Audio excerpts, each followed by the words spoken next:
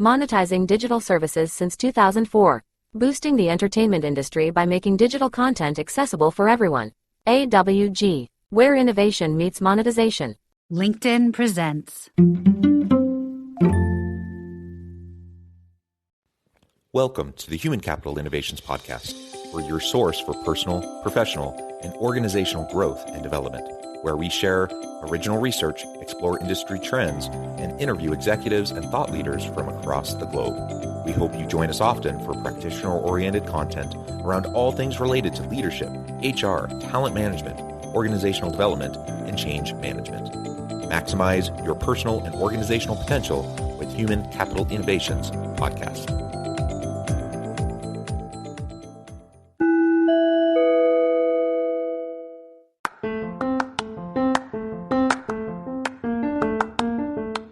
If you enjoy the Human Capital Innovations Podcast, enjoy ad-free listening by going to the Patreon page, and please consider contributing even at the producer or sponsorship level.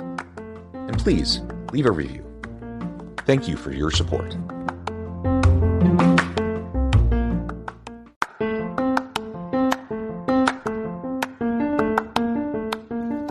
Welcome to the Human Capital Innovations Podcast. In this HCI Podcast episode, I talk with Clint Van Marrewijk about the critical importance of proactive employee risk management.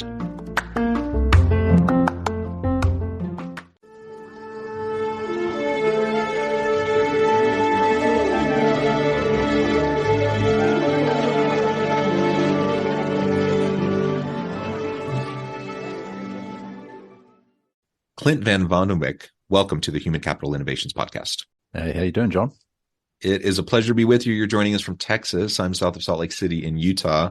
And today we're going to be talking about the critical importance of proactive employee risk management, generally speaking, but also specifically in relation to COVID risk and making sure we have safe places to work for our people. As we get started, I wanted to share Clint's bio with everyone.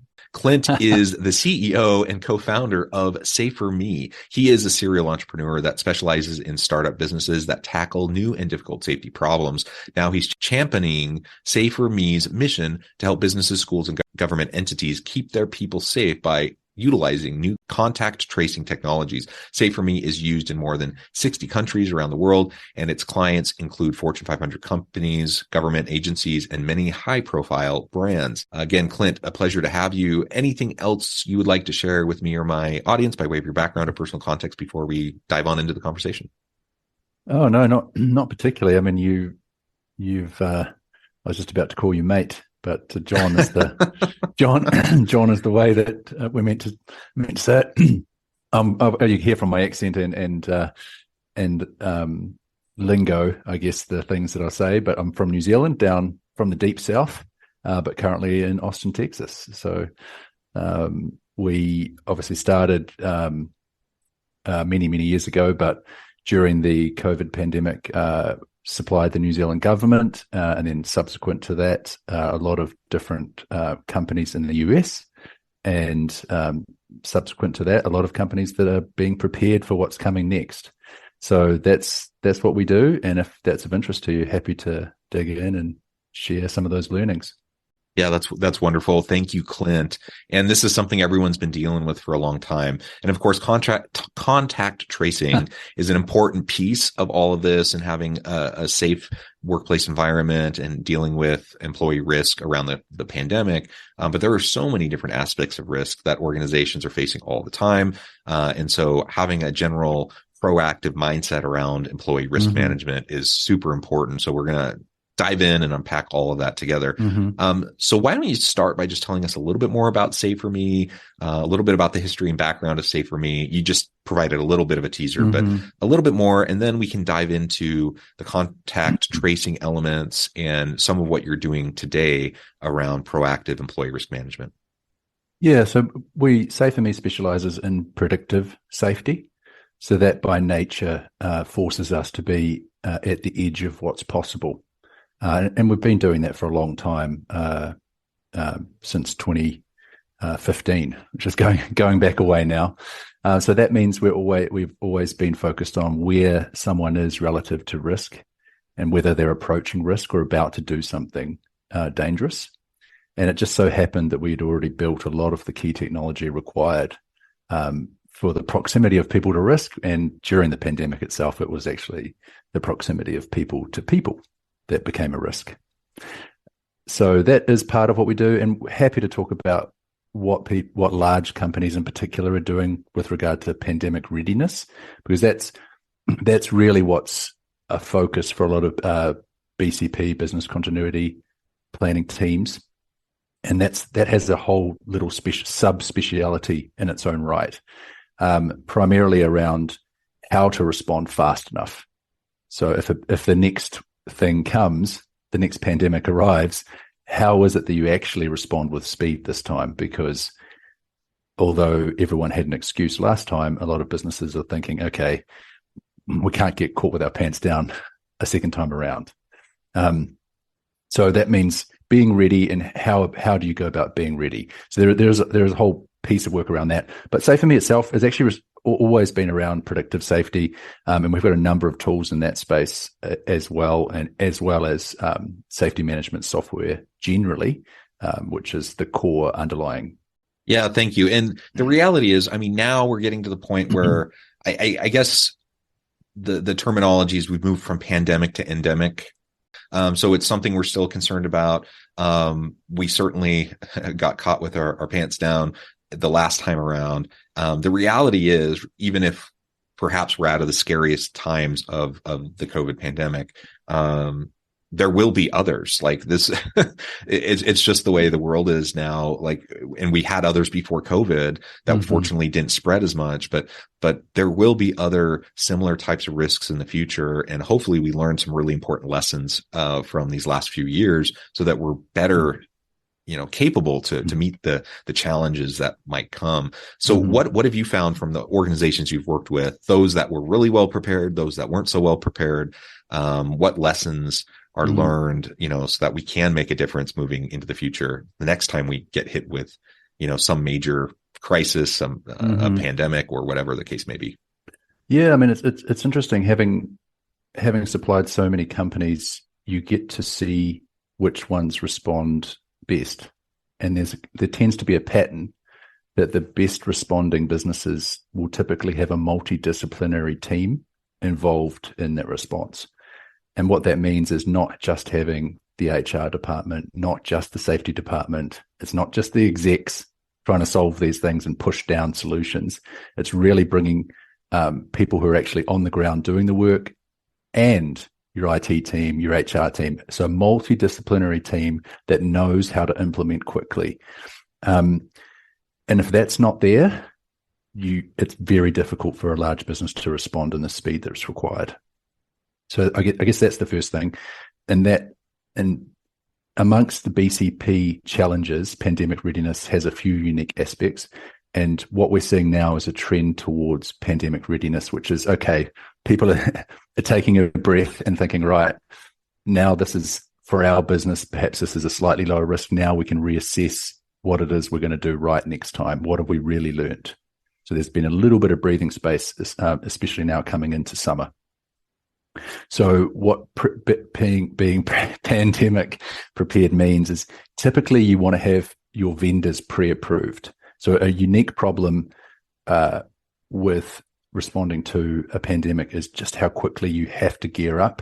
And if you're a very large company, even mid-size, so anything over around 4,000 staff, roughly, above that size, they typically can't respond faster than 30 days.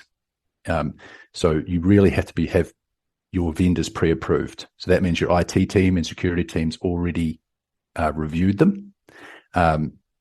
You pre-trained a few of your key people on how to use these things, how to roll it out, how to communicate about what they are, and a bunch of other things besides. So just being ready to go is quite important. And the larger the company, the more important that becomes, because the impact of a pandemic is actually larger, and the ability to respond it's actually much more difficult for the large companies.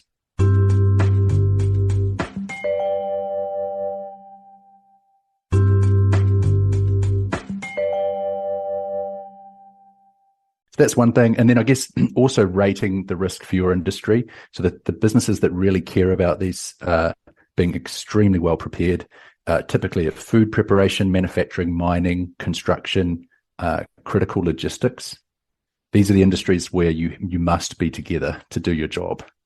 And if going down, or a whole set of factories going down for a set period of time is disastrous, for example. So it's also being realistic. So some businesses can work from home and can easily pull that lever, but not everyone's in that basket, and not all aspects of every business is in that basket. So monetizing digital services since 2004, boosting the entertainment industry by making digital content accessible for everyone. AWG, where innovation meets monetization. Yes, just a few things to think about. Yeah, excellent. And it does actually lead to, the current debates around in-person, face-to-face work versus remote or hybrid. My hope is after the last 3 years that most organizations would have at least wrestled with those topics enough to be ready to pivot a little bit faster, a little bit more. Everyone had to pivot. They had no choice the last time around, because of lockdowns and restrictions and everything. But hopefully now, organizations have worked through some of that. They're going to be in a better position to respond quickly in a more effective way. If those types of, situations arise again, which they probably will at some point. But like you said, not every organization or not every part of every organization can go fully remote. And so let's not forget the lessons we've learned through all the hard work that happened over the last couple of years of how to respond to those types of situations, so that we hopefully can do it even better the next time and provide a better experience for employees who are dealing with a lot of stuff, a lot of stress, as the world, is revolving around them with a lot of turmoil. Maybe you can tell us a little bit more specifically around the contact tracing technologies that were utilized with SaferMe, and what those and your platform and software, what it'll allow organizations to do moving into the future as new threats arise. Yes. So for a business, a really high quality contact tracing solution is all about work continuation. So it's around having better data so that you can make smarter decisions. And that's essentially what SaferMe was all about, delivering during the major waves of the COVID pandemic, and then preparing companies to be ready for the next one. Now, when it comes to the solution itself, it's essentially a small credit card sized Bluetooth enabled device that anonymously stores data on it, and nothing is transferred from that card until the button is pushed by the person wearing it. So each employee just wears a badge as normal, and then if there is a pandemic or an event and data is needed on, okay, who is at risk in our company, the person who's sick generally will push their own button in order to try and make the right people aware inside the business and keep their other employees safe, the other people they work with, and share that information with their HR team. So what happens now in most organizations that aren't using high quality technology is they'll literally call someone up while they're at home, going through a whole lot of strain and stress, being sick, and try to ask them, okay, who have you been near? How bad is our exposure? And that's just not right. So well, I was going to ask about that. Button, you can share the information and get to the bottom of things much, much faster. And instead of, shutting down a whole site or 20 or 30 people having to go home, it might only be 4 or 5 people that have to take a few extra precautions for a couple of extra days, do a round of testing. Okay, great. Everyone else can just carry on working and feeling confident that really professional systems are in place. So that's essentially what the product does. Yeah, well, that's really cool. And I can really base off of my experience and the experience of my family. We saw a whole variety of ways that organizations have approached this in the past, and hopefully they'll approach it even better in the future. I'm a university professor is my day job. And so we had all sorts of protocols in place at the university, and they had a contact tracing team put in place that essentially did like you just described. So there was no technology utilized. It was fine, I guess, but not great. I had, 3 daughters who were working, and some of them worked in places that seemed to almost give no attention to this, Mm-hmm. which shocked me. But I had one daughter who worked at a company called In and Out that you may be Mm-hmm. familiar with. Mm-hmm. They were very, very proactive. They primarily did the phone contact tracing, but they were very thorough, far more thorough than any other organization that I personally experienced. And so I appreciated that for my daughter's health, for my family's health. But I can only imagine the amount of time, Mm-hmm. manpower that went into the phone calls and just tracking everything Mm-hmm. manually the way it seems like they did. I'm sure they used some sort of software, but largely it seemed like it was phone calls. And that just seems onerous and really challenging. And it's no wonder why many organizations didn't do a very good job with the contact tracing. Yeah, it's actually not. It's not easy to do well if you're doing it manually. And the larger your employee base, obviously the more difficult it gets, because you're dealing with the permutations of contact between people. And then it just takes a few meetings that you've forgotten. And Mm-hmm. what's the point in calling someone and asking all these questions, and then they forget 5 or 6 people that were actually Right. key contacts. So if you've got accurate data, as I say, you can make really accurate, fast decisions. And a lot of the time it significantly reduces cost for the Mm-hmm. company, because you're not having to spend all the time interviewing, and you're actually getting accurate results about who is or is not at risk. And usually it's less people at risk if you've got better data, and therefore more people can continue working, feeling like they're being looked after properly. So that's what technology makes available. And I guess another key thing for business people to know is just that it's possible. Mm-hmm. Contact tracing as a term is not didn't do well in the public sphere, especially in the government state level.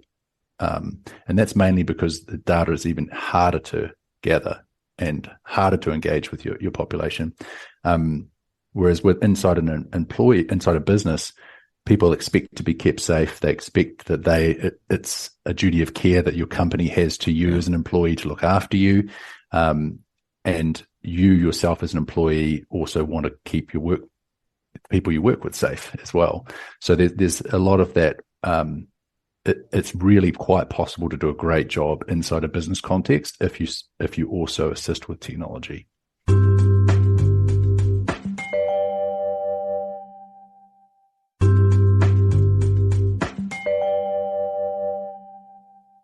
That's something obviously that we pioneered and developed and have rolled out at SaferMe all across the world, starting in New Zealand, but very quickly into many, or I think it's over 40 different countries around the world. Yeah. Yeah. Well, and certainly it seemed like New Zealand was kind of the poster child for good, effective response to the pandemic and dealing with it in a healthy way and keeping people safe and healthy. So it's no wonder that all of this emerged from that context, and that you've been able to help a lot of different places. As we move towards wrapping up, I thought maybe you could share with us your thoughts and insights, because I'm sure that you're tracking this space all the time about what new threats could be out there, et cetera, how companies can respond to them. What do you see as like the biggest things companies should be preparing for, say, in the next couple of years? What do they say? Predictions about the future are difficult, or there's some sort of Yogi Berra saying that everyone throws around. I think there are a few practical lessons here. One is the obvious one, is to be prepared for a longer duration than 2 years. So thinking about a 10 or 20-year duration is smart if you're a large company. And I think there's also some lessons around the openness and transparency of communication generally inside companies. So being able to share the plan that you have for what's coming with your employees, and also to share with them what you do and do not know about what's out there.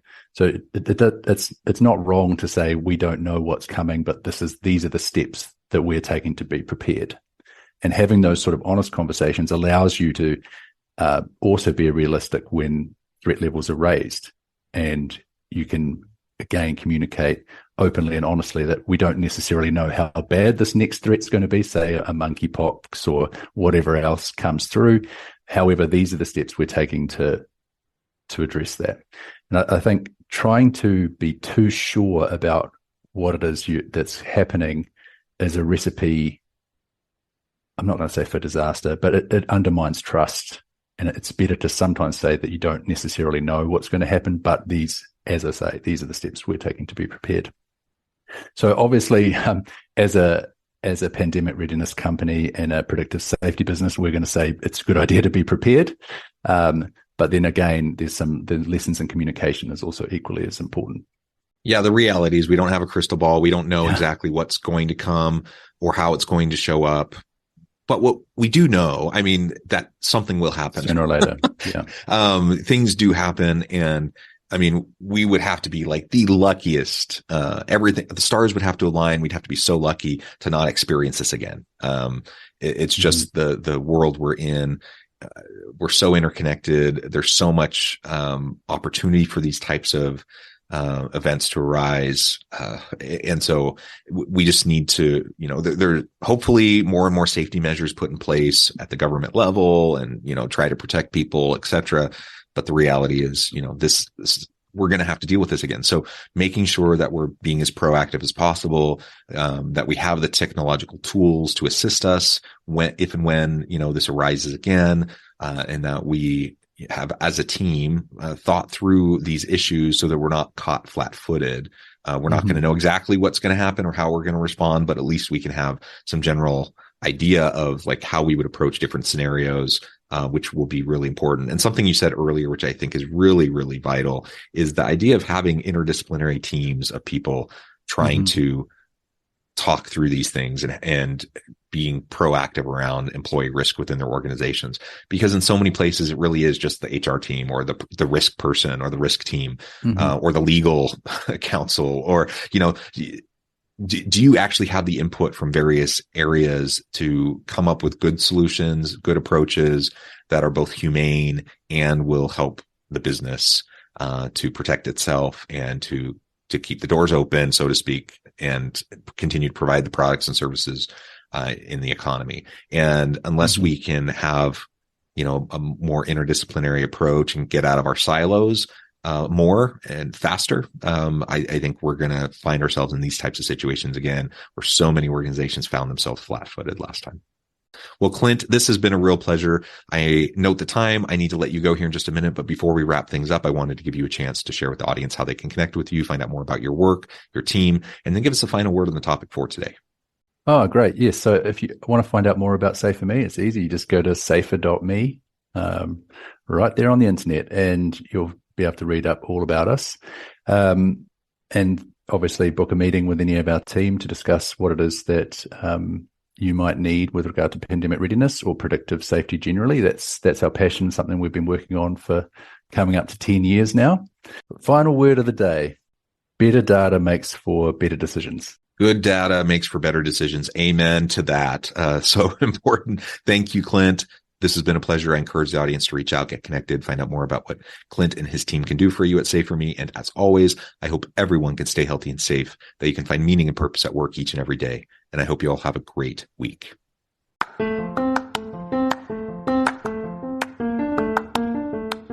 If you enjoy the Human Capital Innovations podcast, enjoy ad-free listening by going to the Patreon page. And please consider contributing even at the producer or sponsorship level. And please leave a review. Thank you for your support.